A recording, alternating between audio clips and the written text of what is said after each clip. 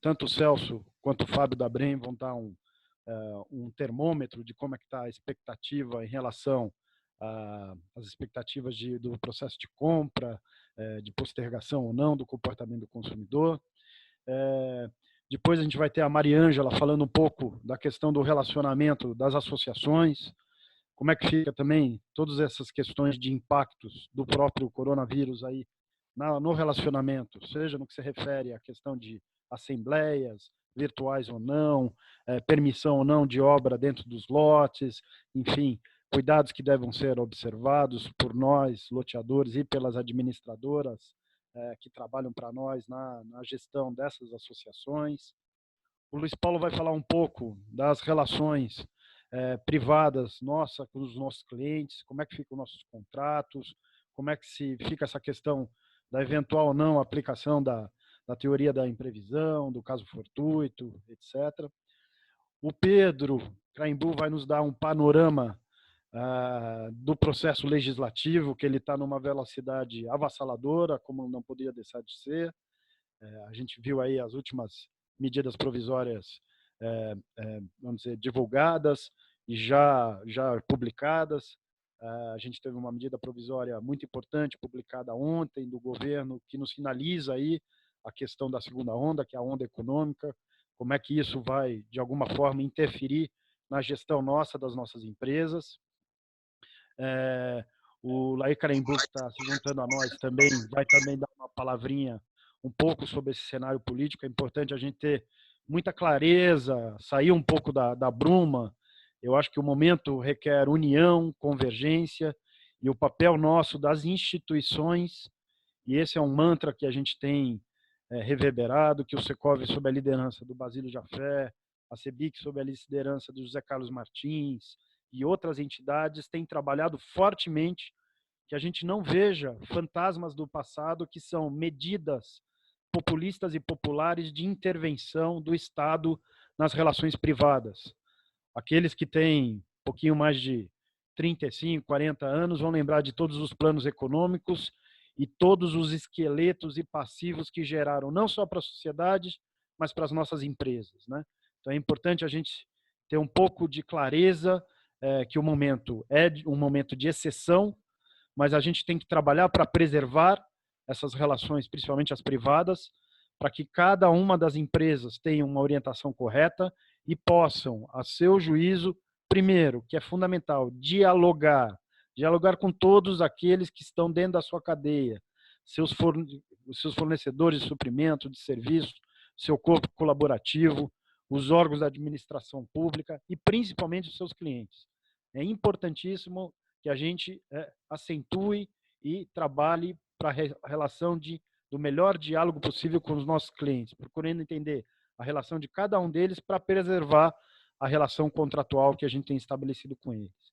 E, por último, a gente vai ter o Marcos Sais, que vai nos dar um panorama também em relação a esses tempos vamos dizer, de exceção, em relação à questão ambiental. Quer dizer, quais são os comportamentos, quais são as orientações, o que cada uma das nossas empresas deve estar atenta a se preocupar nesse momento tão difícil.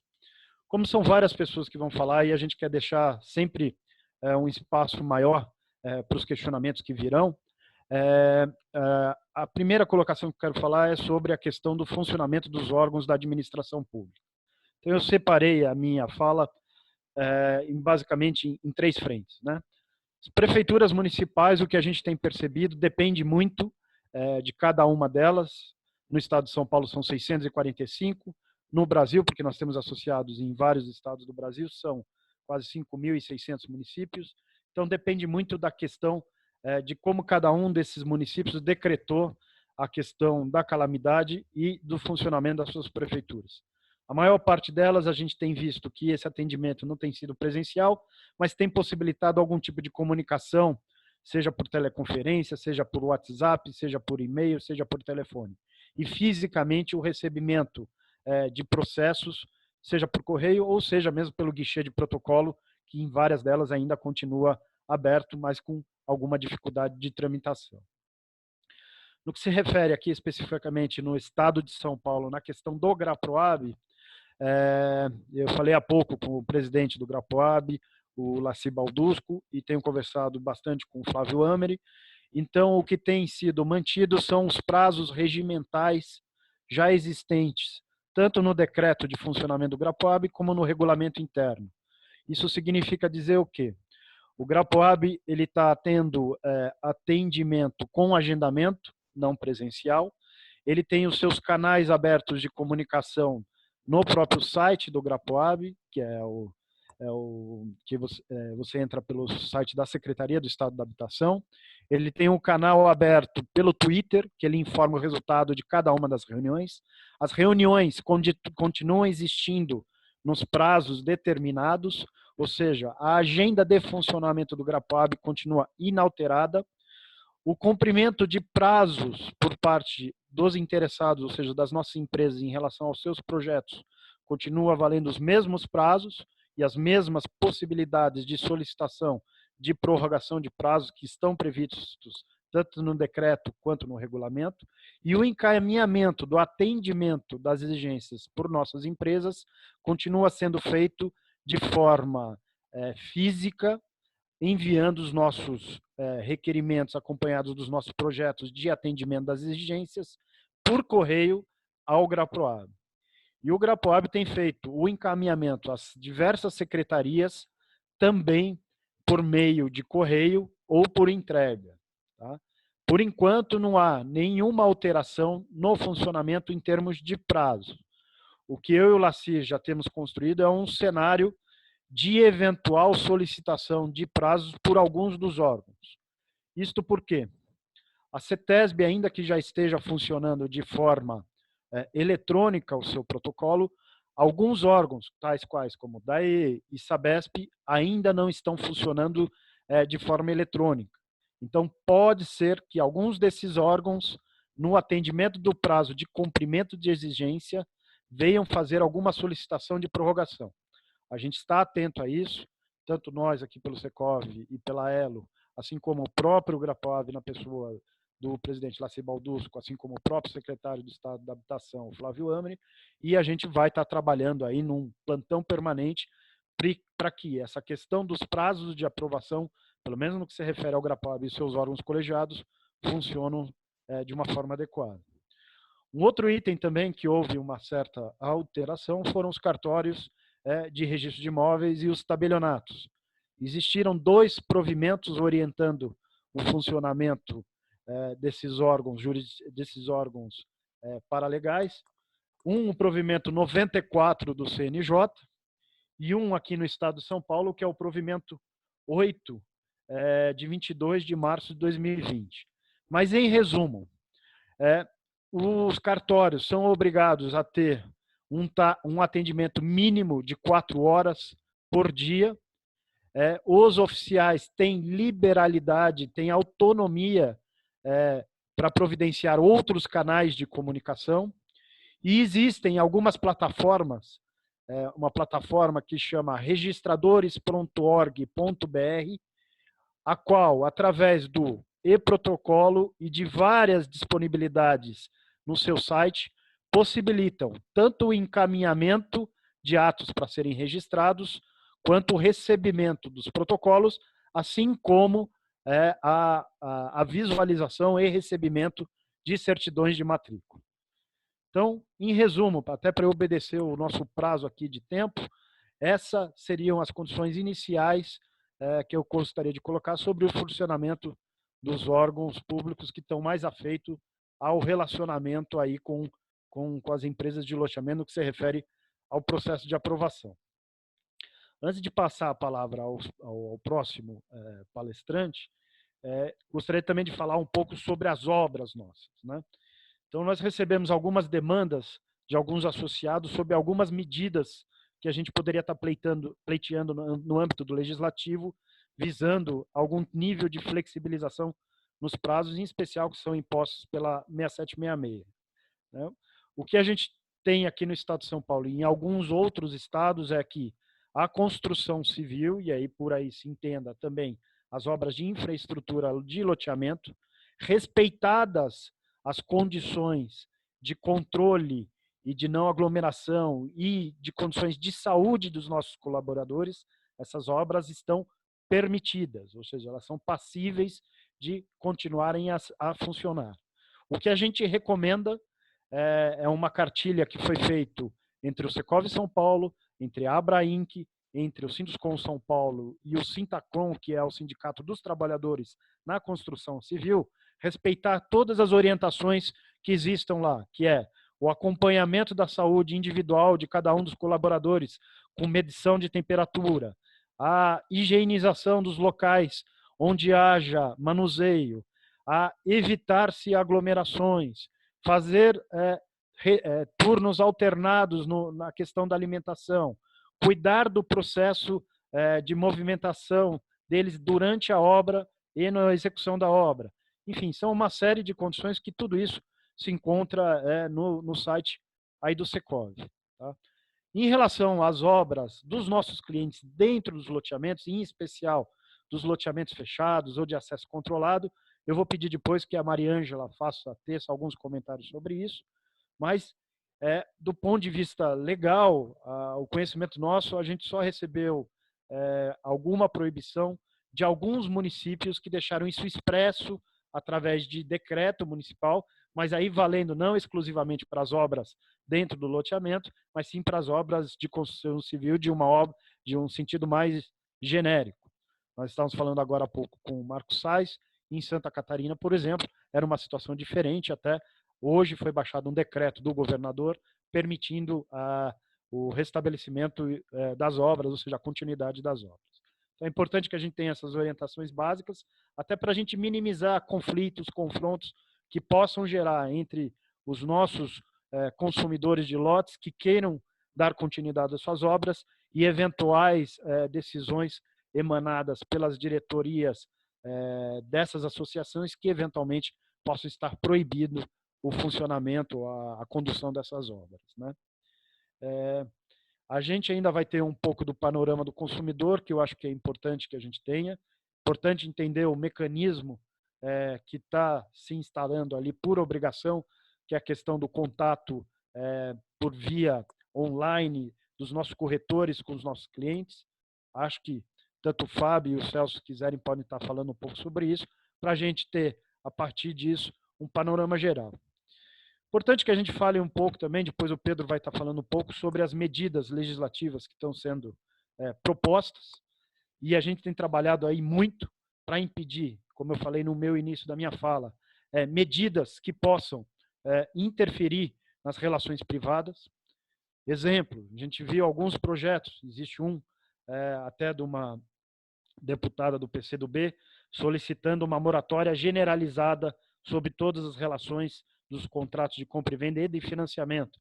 Então, são condições e são casos que a gente tem que ficar muito atento, coisas que aconteceram no passado e que até hoje a gente tem isso como esqueletos dentro do nosso judiciário e que prejudicam muito as relações privadas.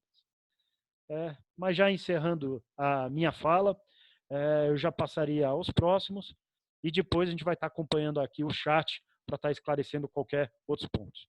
Devolvo a palavra para você, Celso. Já comigo, Caio. Nós já estamos com uma audiência aí de 270 participantes, né? E eu vou passar agora a palavra para o Fábio Tadeu. Fábio Tadeu, como eu falei, é CEO da Brain Inteligência e Pesquisa e tem sido um parceiro nosso do Secov e da Elo na pesquisa que a gente faz aqui no estado de São Paulo, em 65 cidades. Fabinho, a bola está com você, meu amigo. Bom dia, Celso. Bom dia, Caio. Obrigado pelo convite de participar dessa live aqui com o Secov São Paulo e com a Elo.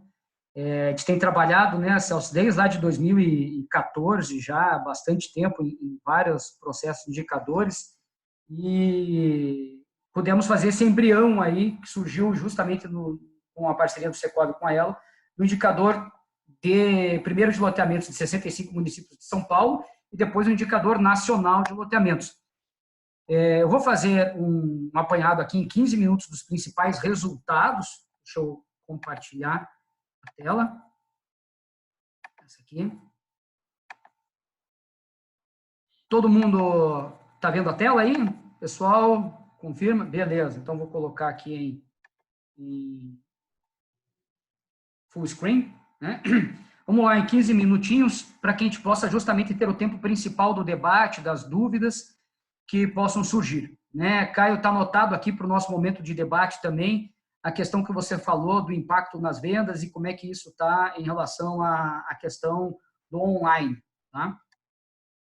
Eu vou mostrar sempre primeiro o Brasil, para depois mostrar São Paulo, para a gente ter noção de como está o mercado também nacional, né? São 2 anos aí que nós conseguimos ter os dados de lançamentos de lotes em mais ou menos agora 142 cidades, né? A pesquisa nacional começou com 95 cidades, sendo 65 de São Paulo, e agora chegou a 142 cidades. Nós tivemos o mesmo tamanho de mercado em 2018 e 2019.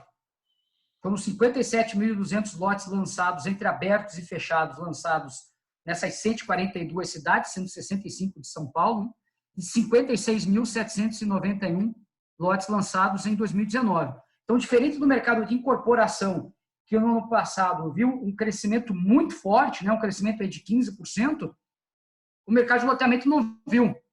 Mas é que tem uma diferença gigantesca. São Paulo, capital, não participa da pesquisa da Elo do Secovi, porque não existe loteamento em São Paulo, né? Então, o grande crescimento que nós vimos no Brasil ao longo do ano passado, na pesquisa feita pelo Secovi, a equipe de economia lá com o Edson e a Larissa, foi na cidade de São Paulo, né? Recorde, 55 mil novos lançamentos, mas lote não tem lá. Então, o restante do Brasil, o loteamento está de acordo com o que está acontecendo no mercado de incorporação, né? Nós tivemos, se isso for desdobrado no Brasil, um aumento grande no norte e no nordeste, mas que, em termos de números, são pequenos, né? Nós temos aí 80% do mercado concentrado no sudeste, em especial no estado de São Paulo e depois no estado de Minas Gerais. Uma coisa interessante é nós falarmos dos lançamentos por tipo. Como que o mercado está dividido entre loteamento aberto e loteamento fechado? O azul que vocês estão observando é loteamento aberto. E o verde que vocês estão vendo é loteamento fechado, né? Nós temos sempre ao redor, se for pegar a média, 75% do que se lança no Brasil é aberto. 25% do que se lança no Brasil é fechado.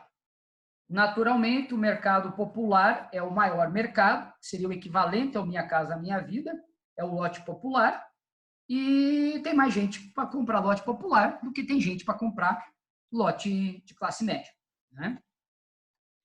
Vamos falar de vendas? Então, as vendas nós temos do ano passado em termos nacionais. São Paulo nós vamos mostrar 3 anos.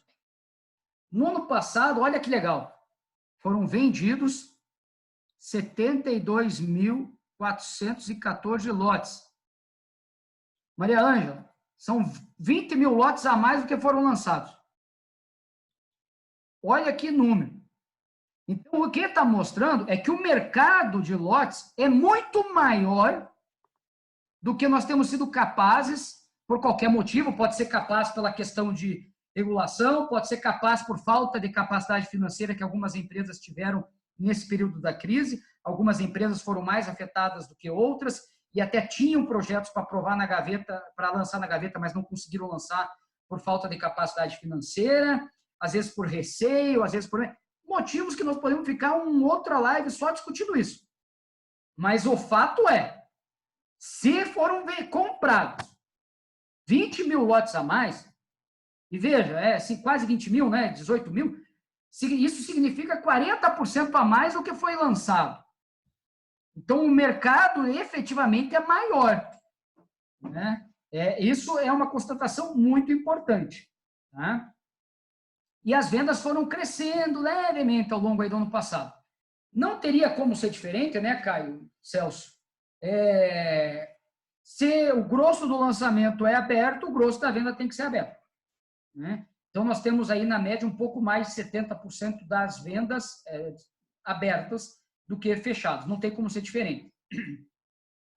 Importante, deixa eu ver se... não está aqui o gráfico. Importante, então, infelizmente, deixa eu ver se eu consigo puxar isso aqui lá para o outro lado, porque eu não enxergo o número, não sei se vocês estão impactados, né? Nós terminamos dezembro de 2018 com 90 mil lotes em estoque, terminamos com 78 mil lotes em estoque no passado, né? É uma queda bem significativa aí de 12 mil unidades, não equivaleu aos 18 mil de venda superior, porque acabaram entrando alguns empreendimentos que não faziam parte da pesquisa ao longo do último ano, mas nós tivemos aí uma redução importante do estoque, né? Então, assim, grosso modo, o mercado está menor do que pode. E nós levaríamos hoje, Caio, 13 meses na velocidade atual, 13 meses para zerar o estoque. Então, se nós não lançarmos nada, em 13 meses não tem o que vender. E diferente da incorporação, né, uma coisa importante, Caio, porque na incorporação é 12 meses e meio, hoje na pesquisa da CBIC, são 130 e poucos mil apartamentos, levariam 12 meses e meio. Mas o mercado de incorporação representa mais ou menos 20% do mercado de imóveis prontos. Os outros 80% é casa e sobrado e apartamento usado. Em algumas cidades, a participação do imóvel novo na planta é maior, em outras menor, pode chegar em 30%, mas, grosso modo falando hoje, 80% do mercado é usado. Qual é o mercado de lote usado, Caio? Porra, não tem o lote usado. Então, assim, se acabar isso aqui, não tem mais lote. Uma outra revenda pingada de quem comprou e está revendendo aí em algum empreendimento, né, da GP, ou do Alphaville, ou da ITV, ou da Mariângela lá. Não tem.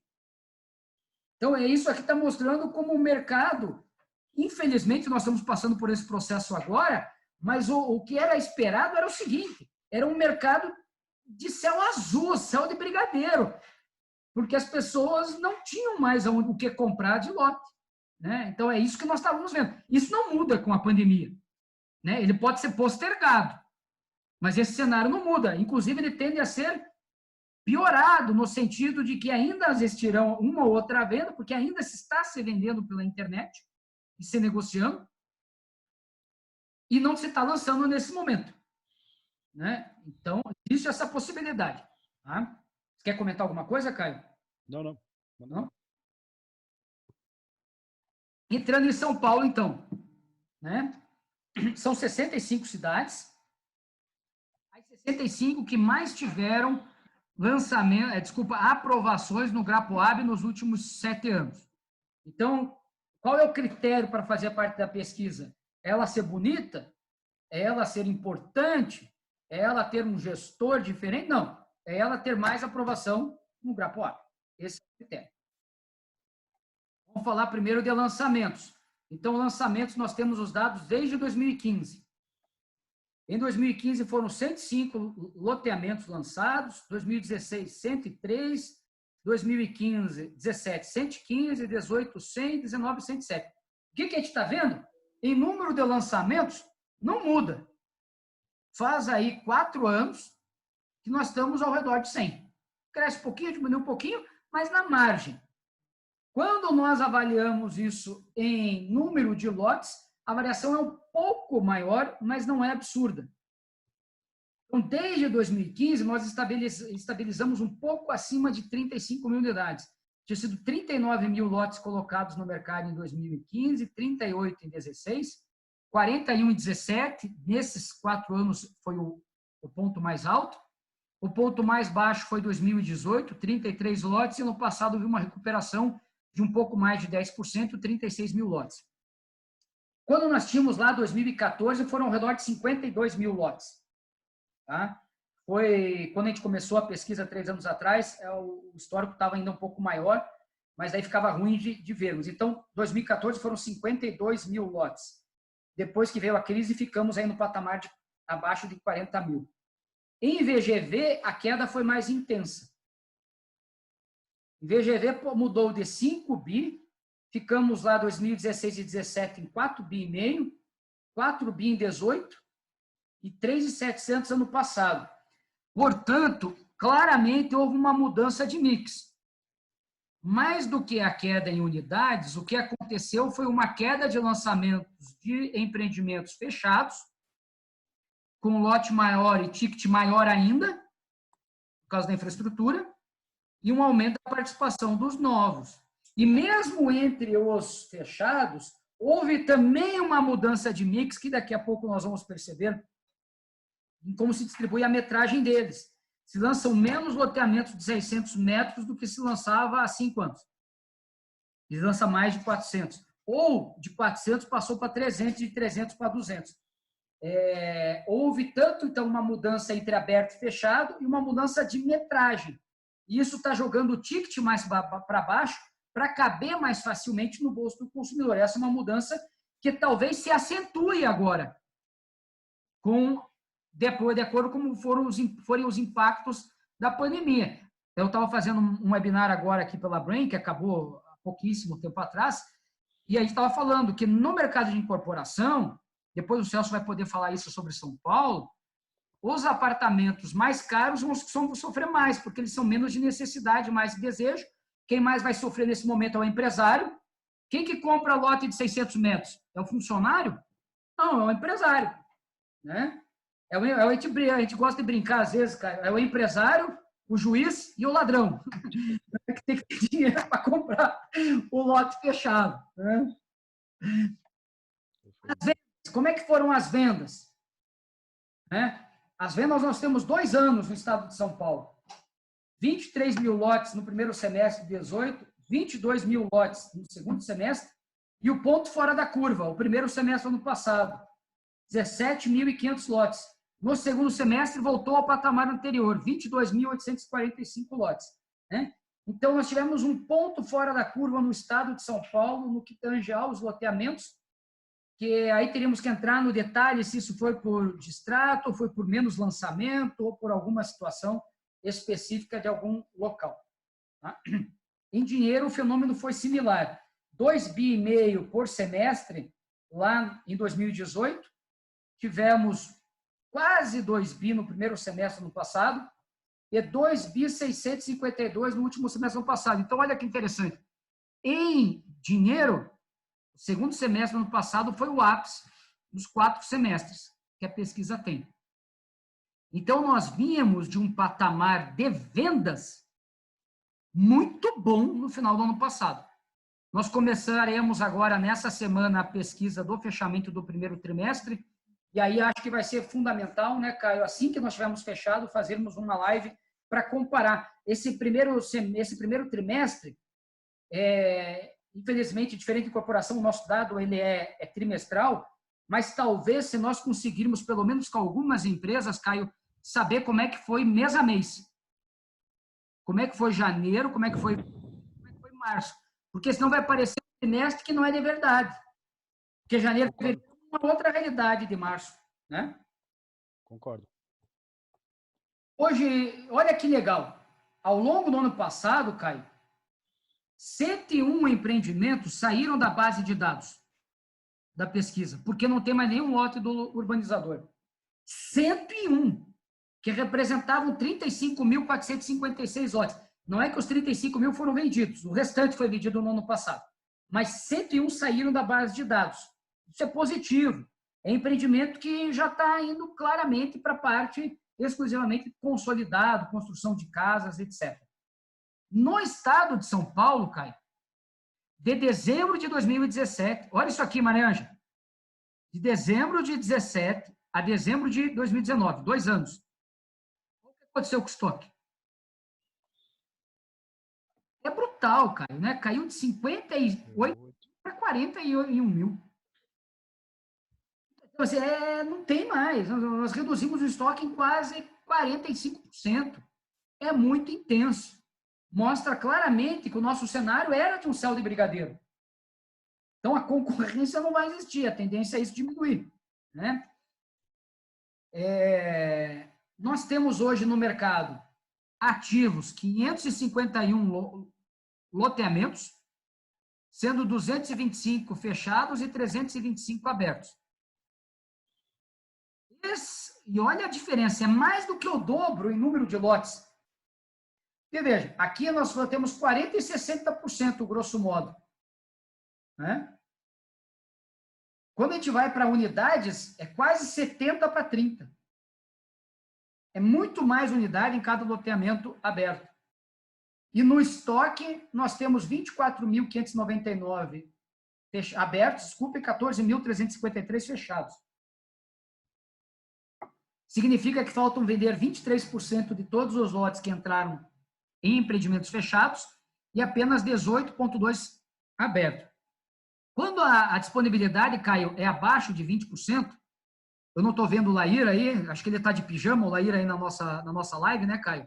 Ele está aí, sim. Pedir para a pessoa estar ela pode estar em casa, de camiseta, que nem o Celso, mas pelo menos camiseta, né, Laíra? Poxa, de pijama não dá. Aí te briga os... Fabinho, eu vou pedir para você acelerar o encerramento. Tá? Faltam 3 slides, Celso. A gente está dizendo o seguinte, abaixo de 20%, Celso, implora o mercado por produto novo. O mercado está implorando por produto novo. Falta lote aberto novo no estado de São Paulo. E tem pouco fechado. Está no ápice também de chegar a esse patamar. Outra coisa importante para a gente encerrar aqui é como é que está distribuído em termos de ticket e preço por metro. Os 2 últimos slides. Nós temos 29,6% do estoque de 70 a 100 mil, 25% do estoque até 70 mil reais de ticket. Então, grosso modo, 55% do mercado é até 100 mil reais de ticket. Com esses 22 até 150 mil, nós temos 77% do mercado de loteamentos, somando aberto e fechado do estado de São Paulo, são de lotes até 150 mil reais de ticket. E quando a gente fala por preço por metro, distribui mais, em mais faixas. 22% é de 401 a 500 reais o metro quadrado e 17% de 501 a 600 reais o metro quadrado. Então, a gente está falando que 40% dos loteamentos tem preço de 400 a 600 reais o metro e 20% praticamente acima de 60 reais. Portanto, 30% abaixo de 400 reais. Essa é a configuração atual do mercado de São Paulo, tá? E que claramente mostrava uma oportunidade de céu de brigadeiro, que nós vamos ter que ver por quanto tempo a gente vai ficar nesse estado aí, mas isso fica para o nosso debate no final do chá. Perfeito, Fábio, obrigado. Eu queria lembrar a todos que nós vamos disponibilizar essa live no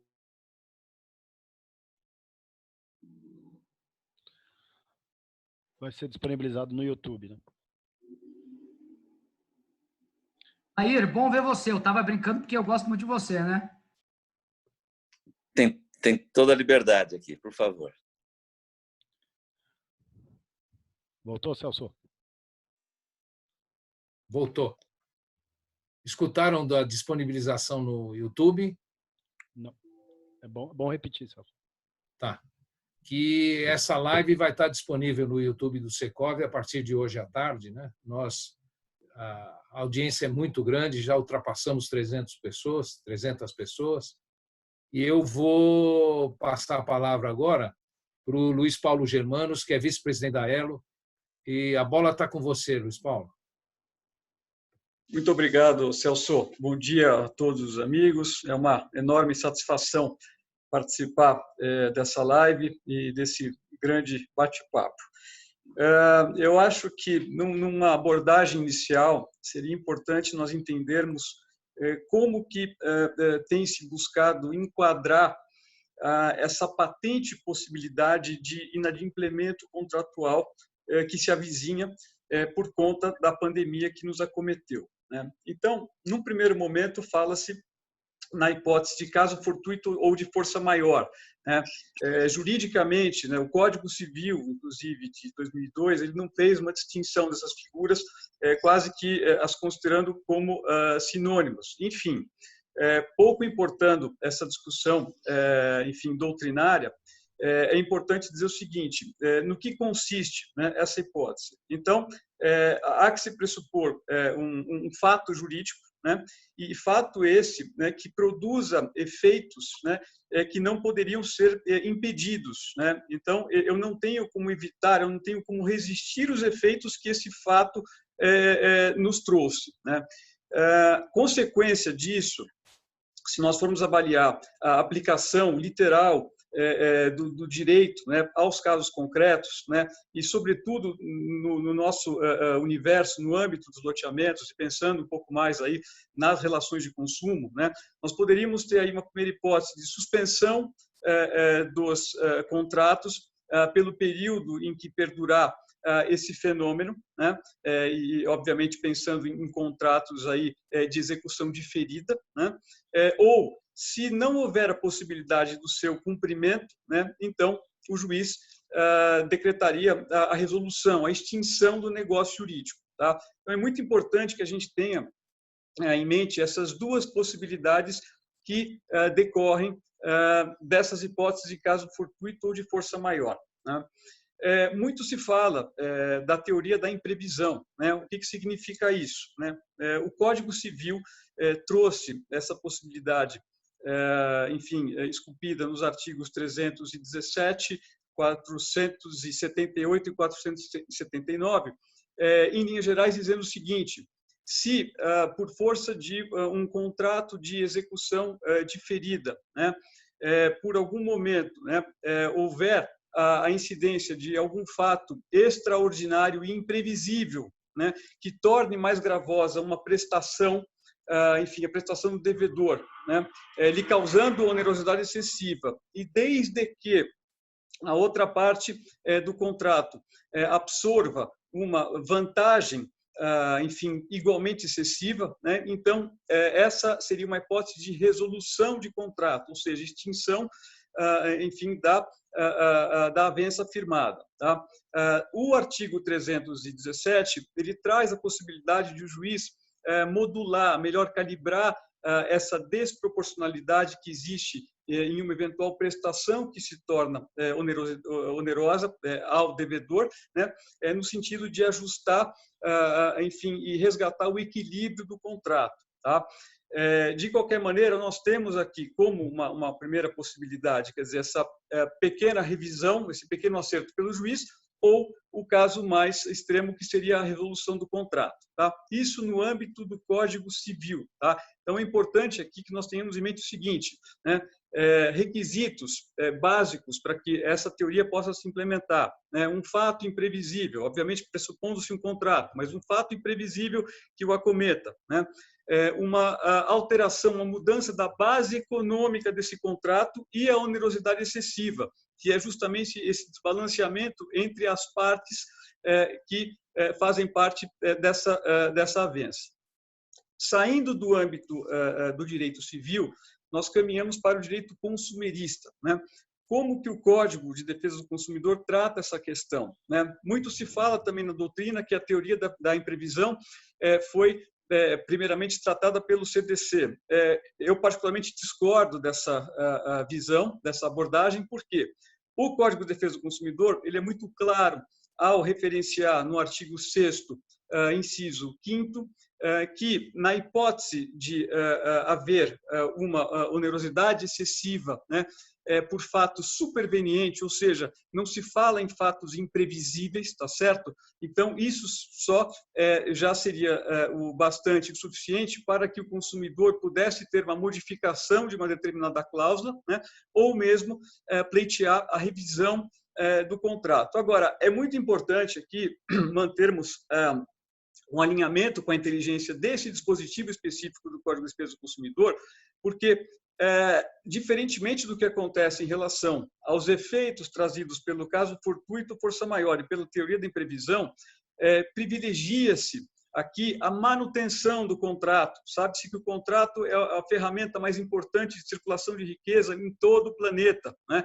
O contrato cumpre uma função social. Então, nesse sentido, né, que o legislador se preocupa também para poder sustentar algo maior, que é a ordem econômica, porque sem mercado consumidor, evidentemente, a economia não funciona. Né? Tanto é verdade que o próprio Código de Defesa do Consumidor, principiologicamente, né, ele tem amparo no artigo 170 da própria Constituição Federal. Então, aqui há que se fazer uma análise mais ampla, né? Nós não podemos ser tão literais, a ponto de aplicar o direito de maneira tão fria, né? Esse é um exercício, inclusive, que vai ser cobrado de forma assertiva do Poder Judiciário. O Poder Judiciário não pode errar, porque uma decisão que vem aí privilegiar interesses individuais de consumidores, e aí nós podemos alargar isso para uma grande massa de consumidor, vai trazer um asfixiamento de toda a ordem econômica. Isso, no final das contas, vai acabar trazendo uma dificuldade grande para o setor produtivo, que é aquele que gera emprego, que gera renda, que gera o bem de raiz, né, que recolhe impostos, que faz movimentar outros setores da economia, tá certo? Só que é como se fosse praticamente uma sentença de morte, o que não pode acontecer. Então, nesse momento, o que se recomenda? Eu tenho aqui uma quarta teoria, que seria a teoria da livre negociação, muito alinhado com aquilo que o Caio falou, né? É o momento agora de um mercado provar para toda a sociedade sobre a sua capacidade de autorregulamentar o mercado, né? Nós não precisamos de um ente externo, né, representado pelo Poder Judiciário, com o devido respeito, que intervenha nas relações previamente estabelecidas. Vamos voltar um pouco na história para verificar como que os contratos foram formados, né? Nós não tivemos a participação de entes estranhos que não as próprias partes e que declararam ali a sua autonomia de vontade. Então, para que agora trazermos aí um componente novo, um componente adicional, né, que pode eventualmente nos conduzir a um caminho totalmente desconhecido? Isso é muito custoso em todos os aspectos. Então, é o momento agora, sim, de o setor se organizar. Eu tenho certeza e muita confiança de que existe capacitação de sobra para tanto, né? Trazer agora o caso a caso para a livre negociação, né? De forma a tentar buscar uma solução para essa questão de forma doméstica, de forma interna, né? Evitando ao máximo o contato com agentes externos, né? Evidentemente, um outro caso acaba saindo do controle, é inevitável. Eu tenho certeza que seria uma utopia imaginar que nós conseguiríamos aí resolver 100% dos casos por meio de uma negociação, né? Mas essa tentativa tem que ser feita, e tem que ser feita com transparência, com lealdade, com boa fé. Esses registros têm que ser muito bem cravados, porque se eventualmente, por um infortúnio qualquer, esses processos de negociação desaguarem no Poder Judiciário, que fique o registro de que nós fizemos a nossa parte. Isso é muito importante, é fundamental, tá? Porque, do contrário, nós vamos ter um prejuízo muito grande e sem proporções para toda a ordem econômica, o que não é desejado, tá? Nós temos que cobrar, sim, do Poder Judiciário muita sensibilidade, mas, ao mesmo tempo, nós temos que fazer nossa parte. Eu acho que o momento é esse, de assumir esse protagonismo dentro da sociedade e do sentido de buscar resolver as questões que eventualmente surjam dentro de casa, tá? Então, essa é uma primeira mensagem que eu gostaria de passar. E, Caio, falando um pouco da questão das obras, né, fica aqui tão somente uma recomendação no seguinte sentido, né, até pautado em casos análogos e passados, né, que cada empreendedor faça um registro fidedigno do estágio em que se encontram as suas obras, né, seja por meio de laudos, fotografias, que, quem sabe, trazer um escrevente para lavrar uma ata notarial, né, dentro daquilo que lhe é informado, para que vocês possam, enfim, perante um eventual parceiro, perante os seus consumidores, perante o poder público, né, invocarem essa questão que se avizinha, né, relativamente ao estado de calamidade, enfim, e, portanto, invocando até mesmo caso fortuito, força maior, para terem um eventual prazo de prorrogação, enfim, um prazo devolvido para que vocês concluam essas obras, né, e para que, portanto, não haja aí uma responsabilidade imposta a vocês, né, e, portanto, descaracterizando absolutamente questão de culpa e questão de mora, que efetivamente não existe nesse momento. Tá? Então, mesmo que exista aqui uma condição permitida pelo decreto estadual aqui em São Paulo, em outros estados também no que toca à construção civil, né, ou seja, a possibilidade de dar prosseguimento, né, às obras de infraestrutura, né, é evidente que muitos não vão ter essa condição, né, porque, obviamente, o efetivo vai diminuir e, portanto, o ritmo das obras também vai ser diretamente afetado. Tá? Então, fica aqui esse aconselhamento, né, para que haja essa salvaguarda futura, se preciso for, como uma maneira de demonstração, enfim, de boa-fé e excludente de responsabilidade em relação ao empreendedor. Tá? Então, em linhas gerais, era essa mensagem que eu queria passar e sigo à disposição de todos. Luiz Paulo, muito obrigado, né, pela brilhante exposição. Eu vou passar para a Maria Ângela Machado, que é especialista em associações e em bairros planejados. Maria Ângela, manda o seu recado, por favor. Primeiro, pessoal, um sorriso de todos aí, muita luz. Eu acho que isso, nós estamos num momento em que o Fábio falou muito de uma coisa chamada o céu de brigadeiro. O céu está lá, gente, ele não saiu do lugar. Só estamos faseados. Estamos passando realmente por um tempo nublado, estamos passando por chuvas torrenciais que virão, e que bom que estamos sendo avisados. Que bom que tem internet, que bom que tem comunicação, que bom que tem liberdade. Então, somos privilegiados, todos nós, né? E esse céu vai voltar a ser de brigadeiro. Então, eu acho que a gente não pode ter tensão, né? A gente precisa estar realmente querendo entender este momento, só isso. Com relação às associações, vamos dizer uma coisa aqui. Fui procurada por vários órgãos, inclusive, de comunicação, sobre um primeiro tema. O primeiro tema as associações podem restringir a continuidade de obras em lotes? As associações que estão fazendo obras devem dar andamento, já que, como o Caio bem falou, os sindicatos patronais e de funcionários fizeram um acordo para que, dentro de seguir as restrições que a pandemia nos oferece nesse momento, que é eliminar os grupos de risco, né? Não precisamos mais falar deles, porque é bem conhecido, podemos dar continuidade às obras? Então, vamos lá. São dois aspectos diferentes. Recomenda-se que as associações sigam o que é determinado por seus municípios. É a primeira recomendação. Tá? Tem vários municípios fazendo restrições diferentes. Então, esta é a primeira recomendação. Nós temos um município de Santa Isabel que, para você chegar na cidade, se você não for morador ou proprietário, eles não te deixam entrar na cidade. Nós temos no Guarujá a restrição para hóspedes, para receber turistas. Tudo é válido, mas nós temos que tomar cuidado, né? E nós temos outras amenas, que apenas pedem o isolamento social. Então, vamos seguir o que define os nossos municípios. Quer seja para as obras de responsabilidade direta das associações feitas por ela, quer seja dos proprietários de lotes. Ok?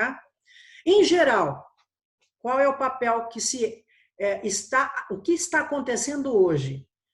Está havendo a restrição para a não continuidade das obras. Pode isso sem assembleia? Sim.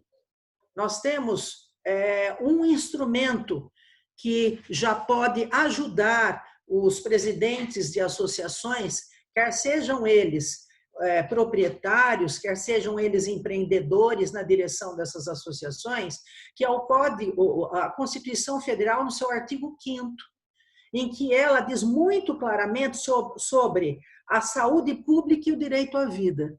Portanto, se esses presidentes, que são os representantes dessas associações, entenderem, os dirigentes, eu vou até falar assim, entenderem que é melhor isso, poderá fazê-lo sem assembleia. Ok? Então, esse já é uma situação em que nós temos onde se apegar, fora a própria quarentena, fora o próprio alerta, tanto dos organismos governamentais, federal, estadual, que nos diz: evitem aglomeração e evitem alerto, evitem atividades. Então, pode sim evitar obras, pode evitar o uso de espaços. E agora, cuidado, porque quando a gente fala em espaços em loteamento, não existe áreas comuns em loteamento. A gente chama isso popularmente, mas ou nós temos áreas públicas ou nós temos áreas privadas, diferente do condomínio. Então, o que acontece? A associação pode solicitar que não se use as áreas de clube, as áreas de quadras, sim, poderá. Os quiosques, sim, poderá. Dentro da mesma razoabilidade e dentro da mesma legislação que já o temos, que é a Constituição Federal, artigo 5º. Então, neste momento, os dirigentes das associações são os prefeitos de seus locais. Eles, assim como as prefeituras colocam restrições, cabe a eles colocarem essas restrições. Nós já temos isso sendo colocado nos condomínios, que é muito pior, porque o condomínio é direito de propriedade, as pessoas apelam. Não é o que nós temos nos loteamentos, porque ou nós temos áreas que pertencem à associação por doação dos empreendedores, ou nós temos áreas que são recreativas em espaços públicos. Então, os espaços públicos, a lei municipal já está pedindo essa restrição. E nos espaços pertencentes à associação, na qual ela legisla, na qual ela controla, poderão sim os dirigentes fazerem o mesmo tipo de restrição. Então, isso é uma das coisas que nós temos que ter. Uma outra coisa que eu queria dizer para vocês é o seguinte: olha, nós aprovamos uma taxa associativa e eu posso diminuir essa taxa associativa sem assembleia? Por quê? Porque nos nossos estatutos ele diz que uma alteração de assembleia precisa de outra assembleia, né? Mas neste caso pode sim. Então, o que é diminuir uma taxa associativa? Cuidado. Primeiro que nós temos um plano orçamentário, nós temos despesas ordinárias e nós temos que dar conta das despesas ordinárias. Isso é a nossa responsabilidade, os dirigentes têm essa responsabilidade. E isso, ele não pode abrir mão de dar conta das despesas ordinárias. O que são despesas ordinárias? Essenciais. É igual nós todos agora, o que é essencial para nós? O direito à vida. O direito à vida é essencial para nós. Depois os nossos negócios, depois os nossos mercados, mas por enquanto é o direito à vida. Porque é dele que vem tudo isso, tá certo? Então, o que as associações, os dirigentes têm que fazer? Preservar a cobrança de taxas e o valor das taxas associativas que garantam a parte ordinária. Agora, quando essa taxa, atenção, isso é muito importante, quando essa taxa ela é composta por uma parte de investimentos, sugestão para vocês: adiem esses investimentos se forem possíveis. Isso vai fazer com que a taxa fique menor. Você vai adiar, faz uma carta, um comunicado, manda por e-mail às pessoas, aos associados, dizendo: olha, nós aprovamos sim uma parte de investimentos. Desses investimentos, alguns deles, ou a sua totalidade, nós podemos adiar. Então, nós vamos adiar a cobrança e vamos adiar a realização dessas atividades. Posteriormente, quando passar oficialmente a pandemia ou a quarentena se decretar a possibilidade de retornar, a nossa sugestão, isso já está sendo feito por algumas associações, é pegar os meses em que não foi cobrado o item investimentos, os valores relativos a investimento, e não é colocá-los de uma só vez, dividi-lo pelos meses subsequentes, pelos meses que faltam. Então, se vocês acharem melhor por 3 meses não cobrarem o item investimentos, a taxa baixa, diminui a inadimplência, ajuda as pessoas e depois, vamos supor, em 1 ano, nos 9 meses seguintes, vai ser cobrada a taxa normal e esses 3 meses dividido em 9 meses, ok? Junto com a taxa corrente do mês. Isso está ajudando demais as associações. Posso fazer isso sem assembleia? Sim, porque você está suspendendo a cobrança e retornando com ela nos meses posteriormente ao prazo dado. Pode ser feito sim. Um outro item, já que o tempo é curto e eu quero dá-los aos meus amigos, na qual eu tenho uma honra de dividir esse momento, é sobre as assembleias virtuais. Maria Ângela, eu tenho 2 situações. Uma, eu não tenho assembleia virtual em estatuto social. Não está contemplado. Segundo, eu tenho outro problema, que o mandato está vencido. O meu plano orçamentário já está vencido. Eu precisaria aprovar um novo plano orçamentário. Nesse momento, não é hora. Não é hora de se fazer assembleia. Então, é recomendável o adiamento de assembleias, e eu vou dar uma dica para vocês. Isso, assim como ouvinte de outros lives, nós temos o seguinte, nós temos a MP 931, de 30 de 3 de 2020. MP 931.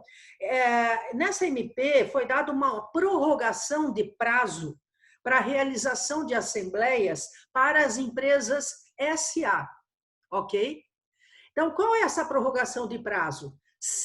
Em até 7 meses após o vencimento dos mandatos. Está na MP 931. Então, eu posso utilizar como analogia nesse momento de pandemia. Isso vai ser aceito, com certeza, porque nós estamos acéfalos.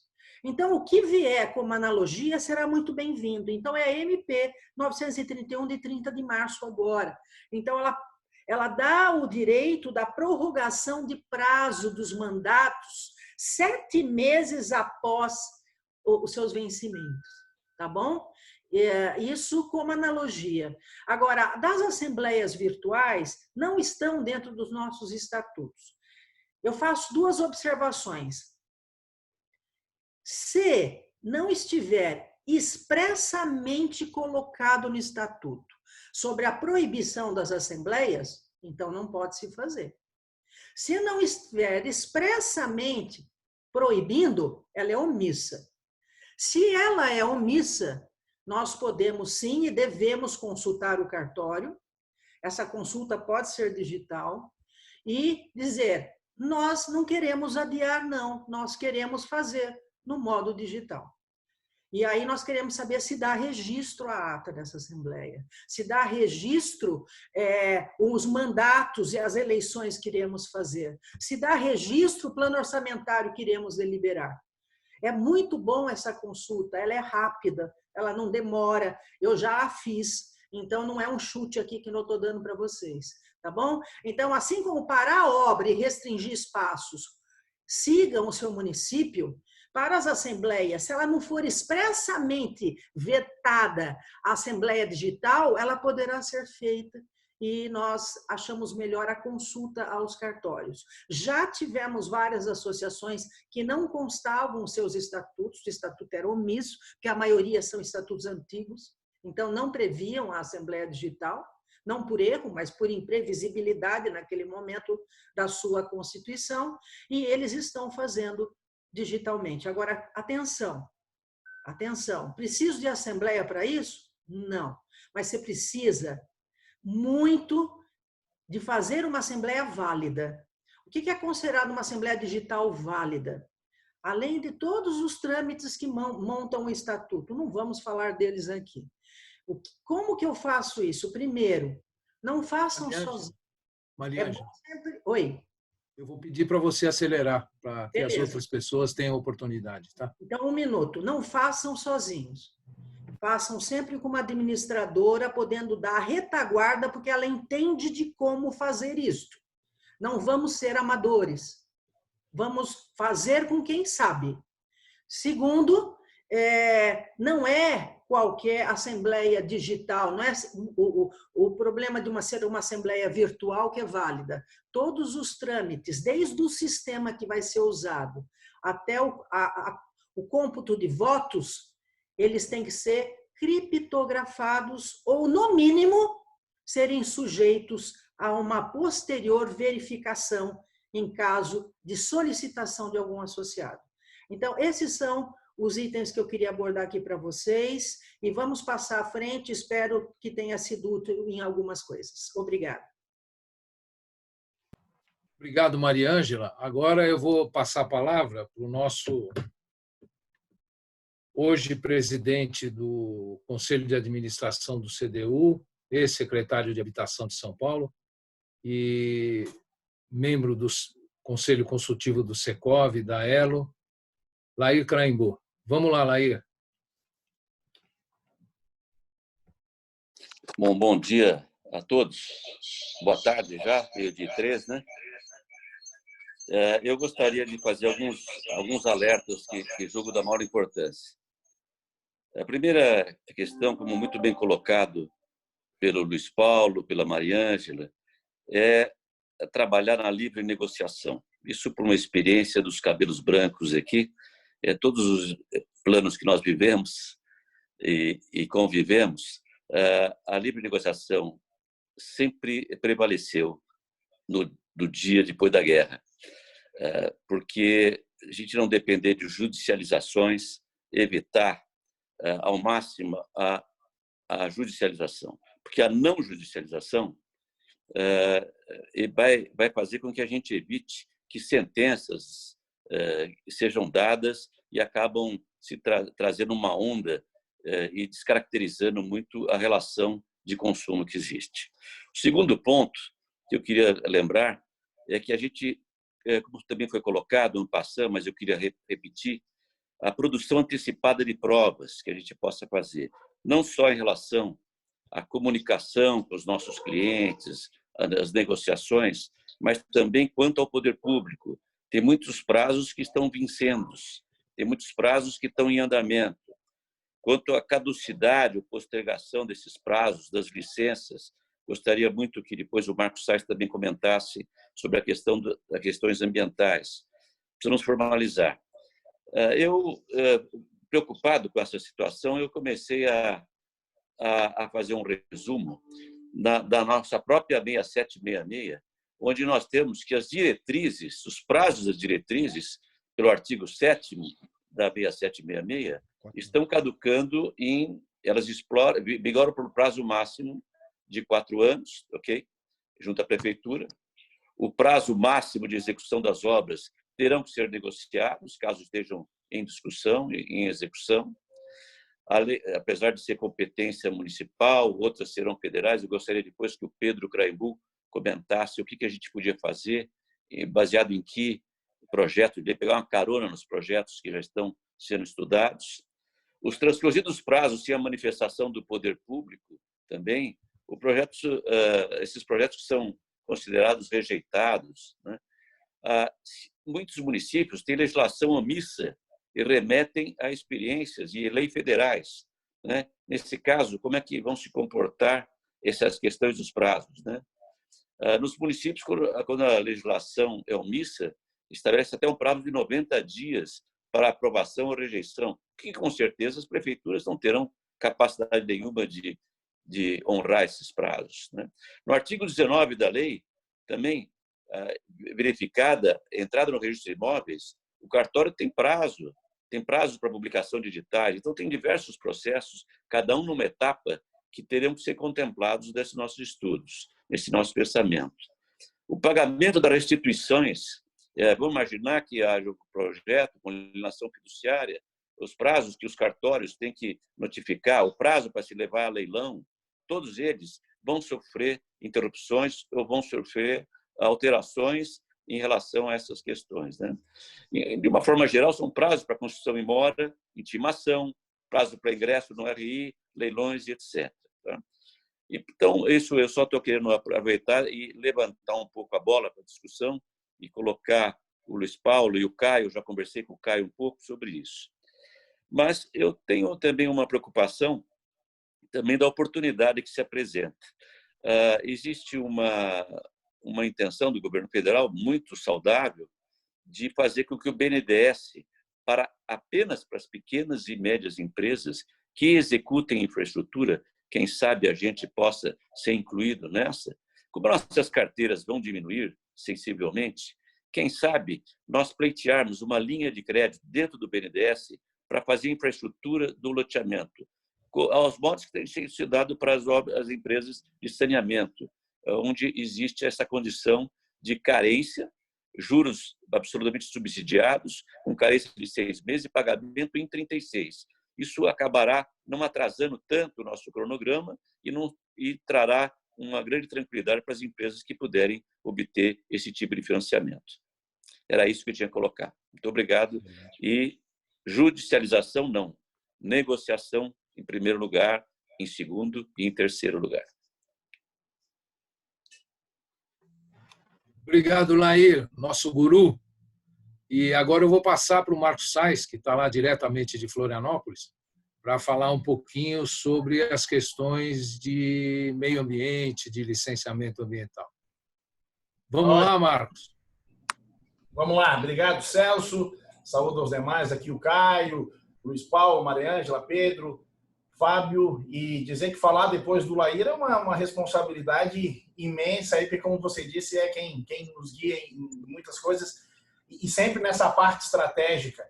E vejo esse momento de crise muito realmente como uma questão para se entender a estratégia, né? Tem se falado muito como é que nós vamos sair da crise, e eu já começo a conversar muito com os clientes como é que nós vamos passar por ela, porque ela vem cada semana se estendendo um pouco mais.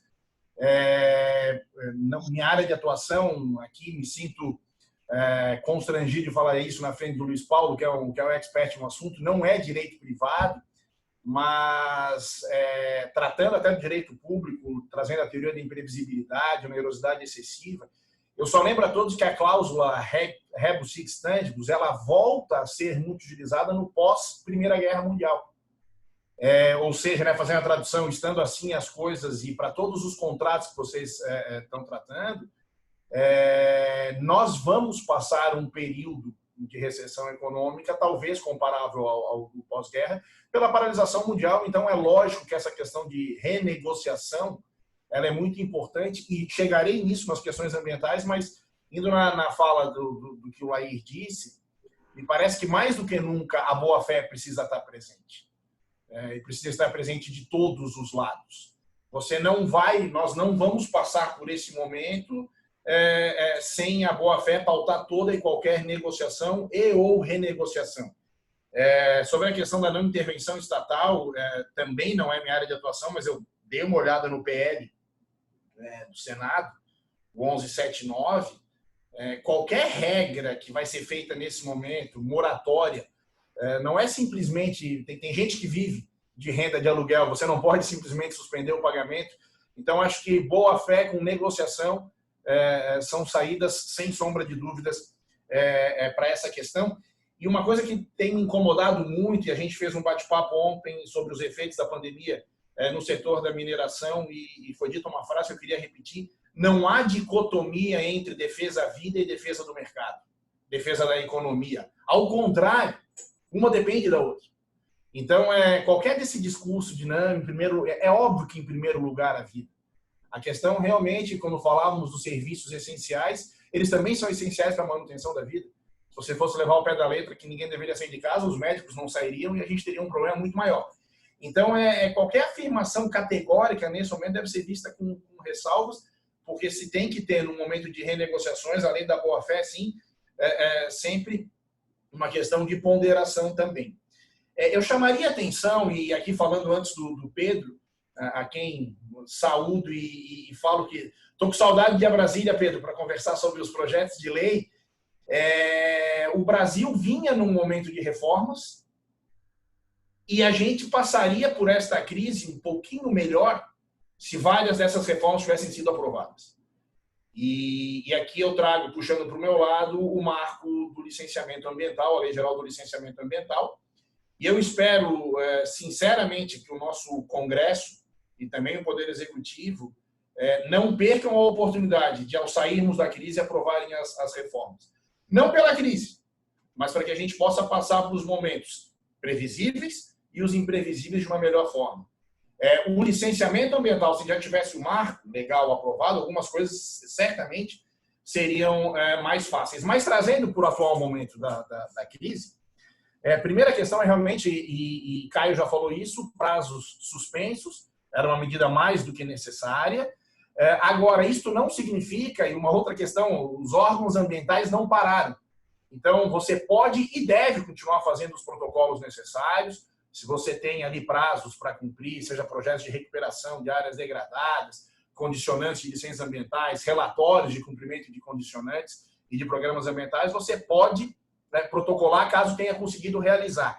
A grande questão, e que acho que é importante a gente conversar, e aqui trago, sim, teoria da imprevisibilidade para o direito público, que é a questão ambiental, mas se você não tem como cumprir algumas das condicionantes. Você, no momento de isolamento, não vai querer que pessoas saiam de casa para fazer as tarefas que não são consideradas essenciais. Então, é plenamente possível se informar ao órgão, e recomendável, se informar ao órgão ambiental nesse momento, a impossibilidade transitória de fazer algum tipo de obrigação que você tem no teu licenciamento ambiental. É melhor que você informe a impossibilidade do que, eventualmente, depois seja cobrado por não ter feito. Novamente, o princípio da boa-fé. Não tem problema, neste momento, ter alguma situação inusitada, mas, então, levar isso ao conhecimento do órgão. Mas eu daria um passo a mais. A partir desse momento, e da dificuldade que diversos setores da economia vão ter, é plenamente possível, alegando a onerosidade excessiva, que você peça, sim, revisão de determinadas condicionantes do licenciamento ambiental. Me recordo quando a gente trouxe tanto o ministro do Meio Ambiente, o Salles, e especialmente o deputado Kim Kataguiri, relator da Lei Geral do Licenciamento Ambiental, para falar num evento no Secov, quando o Kim falou muito das medidas compensatórias que não tinham relação nenhuma com os impactos. E se tem um setor que tem muita medida compensatória que não tem relação com o impacto, é o setor de loteamento. Que você tem que fazer arruamento de um monte de coisa, tem que construir estação de tratamento de efluentes para a comunidade inteira, tem que construir escola, enfim. No momento em que o mercado, e Fábio trouxe isso na pesquisa, no momento em que o mercado te dá essa possibilidade de assumir muita questão que deveria ser, e é do Estado, de você fazer, ok. Mas a partir do momento, e aí voltando a falar do rebus sic stantibus, estando assim as coisas, a partir do momento em que a situação mudou, é também plenamente possível você ir ao órgão ambiental e falar, olha, a situação agora é essa, eu não consigo fazer essa questão agora porque eu não tenho saúde financeira para isso, ou não vou mais fazer porque ela não tem sequer relação com meus impactos, e de manter aquele mínimo necessário para que o empreendimento continue tendo a sua viabilidade ambiental. Então, é sim momento de fazer essa conversa, essa renegociação. Certamente vamos fazer isso de forma institucional, mas também no caso a caso para se demonstrar o porquê que você não consegue cumprir esse tipo de questão. O órgão ambiental americano, EPA, inclusive, ele fez um memorando neste sentido.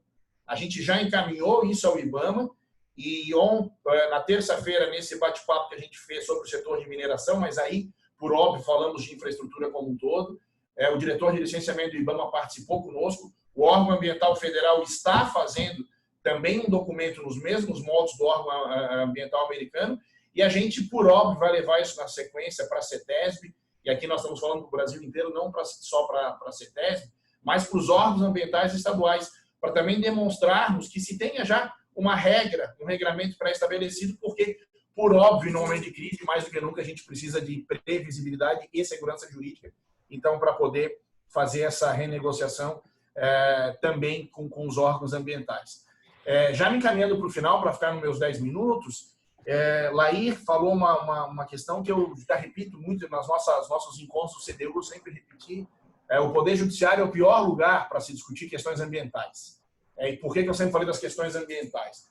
Porque tem tanta especificidade, a gente já falou das mais de 70 mil normas, tem tanta especificidade, e quando há uma divergência entre o corpo técnico do órgão ambiental, da equipe que fez o licenciamento, certamente não é um juiz formado em direito, que não é um super-homem que vai ter as melhores saídas para essas divergências.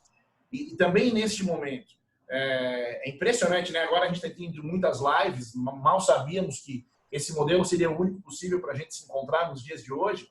Que bom que tem, né? Esse modelo, mas a gente vê também muito oportunista. Eu recebi agora de um advogando em tempos de crise. Esse é o site do cara, advogandoemtemposdecrise.com.br. É genial a ideia dele, pena que, enfim, até me parece proibida pela OAB. Mas tomar cuidado com isso. Eu fiz esses bate-papos que a gente organiza no começo de, com isso eu encerro, no começo de março a gente fez um sobre o direito dos desastres. É um ramo do direito que vem crescendo. Eu brinco agora que foi quase uma profecia que a gente entraria num momento desse delicado. E um dos expositores trouxe que o acidente de Brumadinho gerou 45 mil ações judiciais.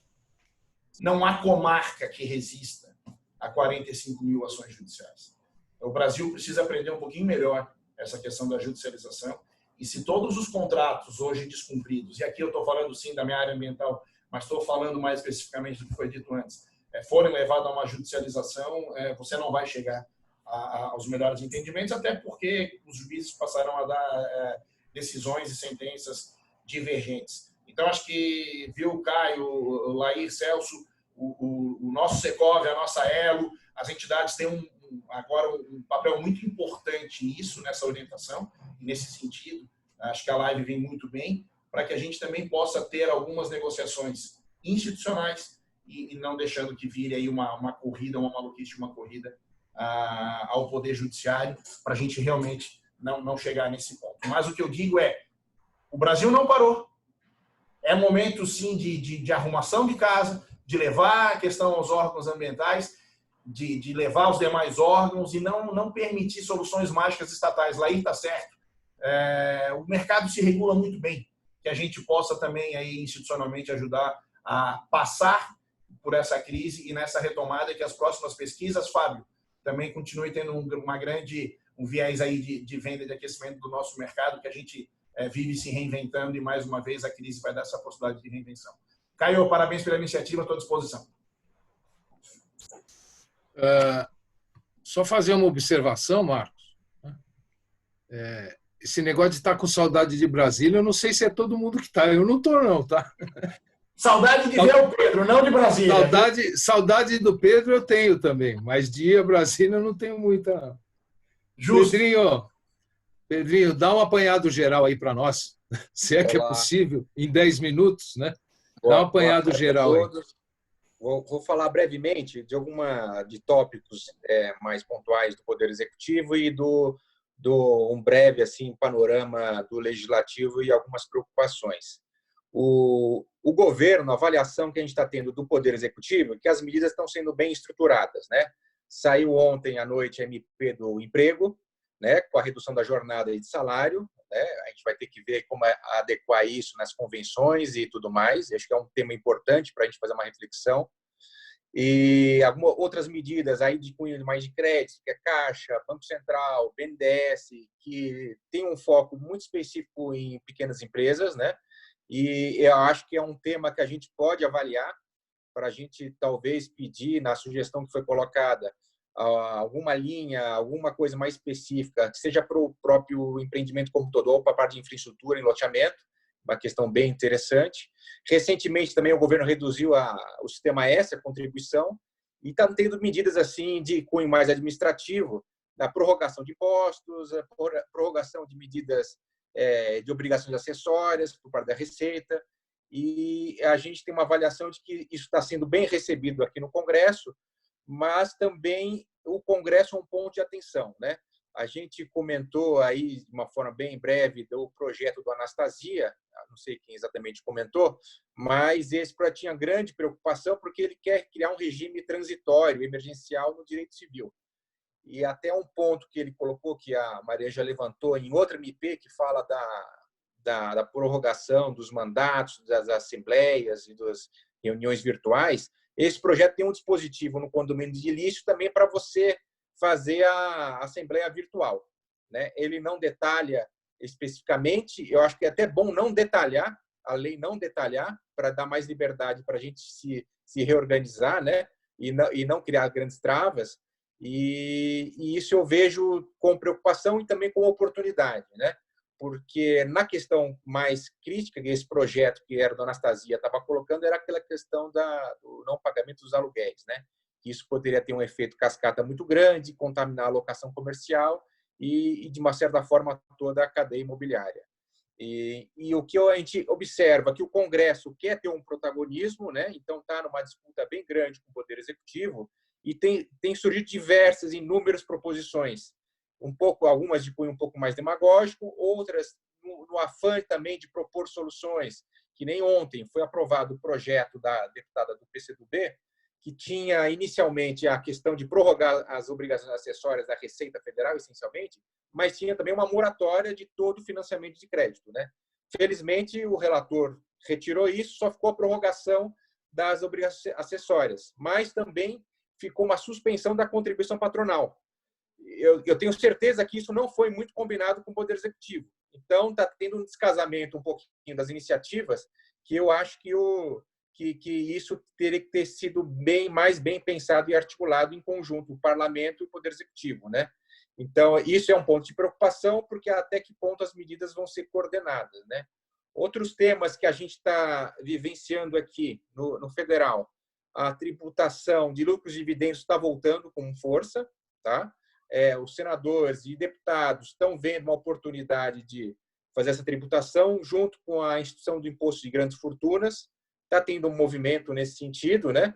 Mas também as entidades estão atentas e têm sinalizado já a preocupação que não é o momento de você incrementar a tributação, seja por uma empresa de maior porte, ou seja para a tributação de dividendos, no momento de crise, que muitas atividades estão paralisadas, que a gente nem sabe como isso vai se dar pós-crise, né? E eu destacaria esses pontos como principal.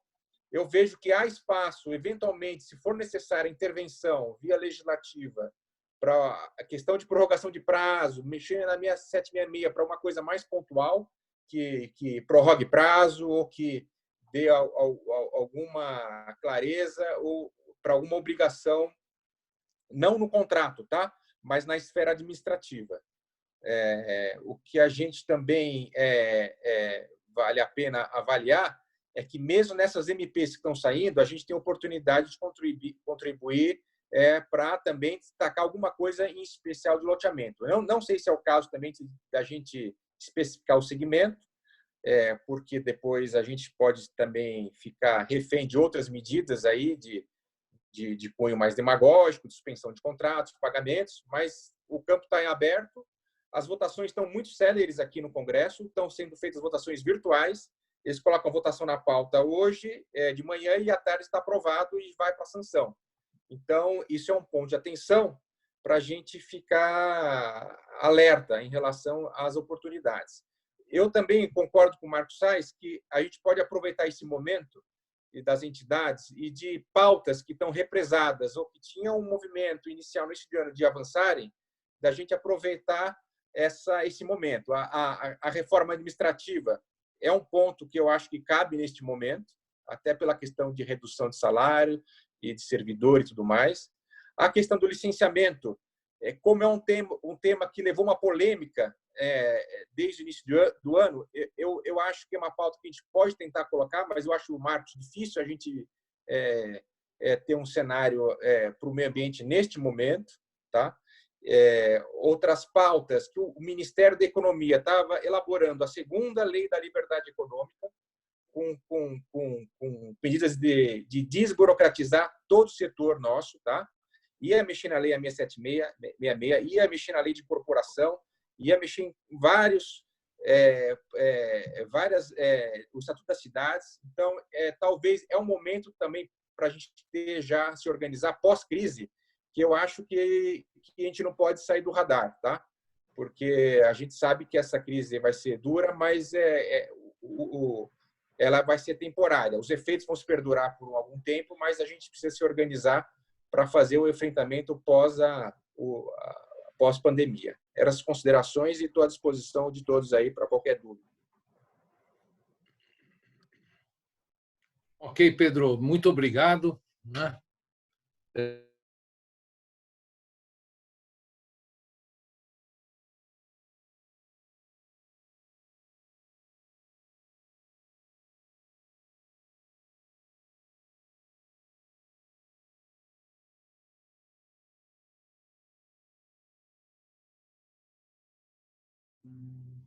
Assume aí, Caio. Ele caiu. Obrigado, Pedro. Excelentes colocações. Acho que sim, a gente tem que ter muito cuidado principalmente nesse novo processo legislativo virtual, né? Que a velocidade realmente é muito alta, né? E assim, a gente tem trabalhado muito na defensiva e eu acho que, principalmente esse aspecto da segunda lei da liberdade econômica, que a gente já estava trabalhando, etc., acho que é uma excelente oportunidade a gente trazer tudo o que a gente sempre acreditou para dar segurança, celeridade e transparência nos processos de licenciamento da nossa atividade. Vamos ver se a gente consegue voltar com o Celso, porque o Celso a gente está fazendo, se a gente não conseguir voltar com ele, paciência. Mas a gente está fazendo semanalmente, viu, Fábio, um termômetro, até para ver como é que está sendo o impacto do processo. Ele voltou. Um processo de vendas, visitação, etc, etc, etc. Eu acho que, Celso, se você conseguir botar aí para a gente aí, se você quiser falar rapidamente, isso é uma ideia que o Celso está capitaneando aí para o mercado como um todo e acho que é muito efetivo para nos dar alguma orientação aí do que vai estar acontecendo durante a crise e pós ela, né? Tá na tela aí, Caio? Tá na tela, pode mandar bala. Bom, nós há 2 semanas começamos a fazer esse termômetro semanal de incorporadores e aí o Caio pediu que a gente fizesse também o do mercado de loteamento, né? Então, quero aproveitar para agradecer o Edivaldo da Tecnologia, a Elaine, o pessoal do marketing, da comunicação, que permite que a gente faça esse tipo de trabalho aqui, né? Então, nesta primeira sondagem, nesse primeiro termômetro, a gente teve 42 empresas participando, né? Eu espero que a semana que vem a gente tenha mais empresas, as empresas vão se agregando aí, né? Está sendo muito bem distribuído o questionário e aí a participação dos loteamentos, como o Fábio falou, loteamentos abertos e loteamentos fechados, né? A maioria das empresas trabalha tanto em loteamentos abertos e loteamentos fechados, 33% em abertos e 5% em fechados, né? Falando agora do interesse dos clientes, é claro que reduziu 88% o interesse de clientes, né?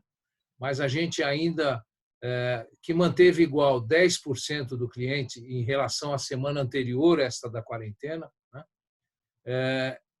Manteve-se igual o número de clientes interessados para 10% e 2% aumentou. E aqui do lado direito, veja o seguinte, desse pessoal que reduziu, na média, ele sentiu que reduziu 71%, e nos 2% que aumentou, sentiu que aumentou aí em torno de 20%. Agendamento de visitas nas unidades de venda em relação à semana anterior, né? Lógico, 90% de redução e 5% de aumento, né? Aonde houve redução, essa redução foi de 77% na média, e aonde houve o aumento foi um aumento de 23% na média, né? Número de propostas para compra de unidades em relação à semana anterior à quarentena, 85%. Houve redução do número de propostas, né? Mas essa redução foi de 74%, lá do lado direito. Já para 2% que aumentou, houve um aumento de 10% nas propostas. Isso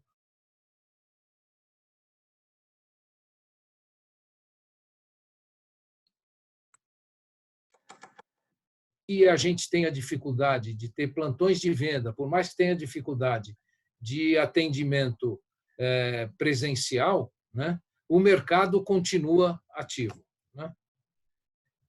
As vendas de unidades em relação à semana anterior.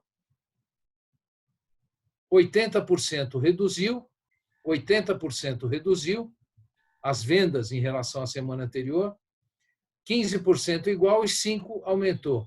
Mais uma vez, houve uma redução, e aí a redução das vendas, na média, foi de 83%, e o aumento foi em 15%. Sua empresa está conseguindo fechar negócios por meio digital? Sim, 40%, não 60%. E de todo mundo que respondeu sim, né, na média está conseguindo fechar 52% dos negócios feitos pela mídia digital.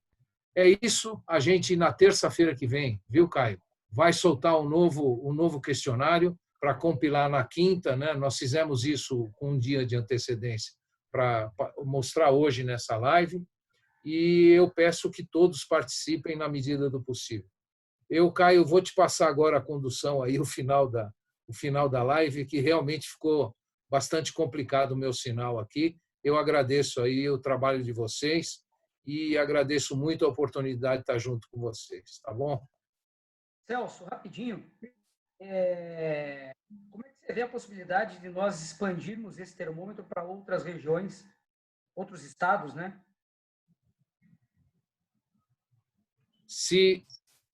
Fábio, não tem problema nenhum. É só passar o mail lá para o Edson, para o Fabrício, para a Larissa, lá no Departamento de Economia. Quando a gente soltar aqui para o Estado, já solta para essas outras bases também. Não tem problema nenhum, Fábio. Ok, Caio?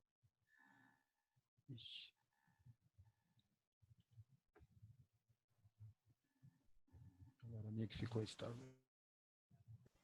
Caio, ok? Opa, voltou. Você pega aí? Pego. Bom, gostaria de agradecer a presença de todos, do Marco Sais, da Maria Ângela Machado, do Luiz Paulo Germanos, do Fábio Tadeu, do Pedro Caimbu, do nosso mestre Lair Caimbu, do nosso guru também, Celso Petrucci, e dizer que tanto o Secov quanto a Elo estão trabalhando diuturnamente para a gente tentar continuar com as nossas atividades sejam preservadas da melhor forma possível, que a gente consiga passar todos juntos de uma forma harmoniosa, cuidando da nossa saúde, mas cuidando dos nossos negócios, cuidando dos nossos colaboradores, que eu tenho certeza que essa experiência que é única e singular nesse momento só nos tornará mais fortes enquanto seres humanos. A gente vai conseguir aumentar o nosso entendimento de coletivo, que é uma palavra que está muito em falta no Brasil, e eu acho que a gente cada vez mais tem que entender. Nós somos uma única nação, nós somos muito fortes, a gente tem valores muito fortes, temos instituições muito fortes, e a gente vai estar aí para estar trabalhando em favor do nosso coletivo. Agradeço a presença de todos aqueles que nos ouviram, e a gente vai continuando com isso. Um beijo no coração, um abraço a todos de longe. Sejam felizes e cuidem-se. Abraço. E obrigado.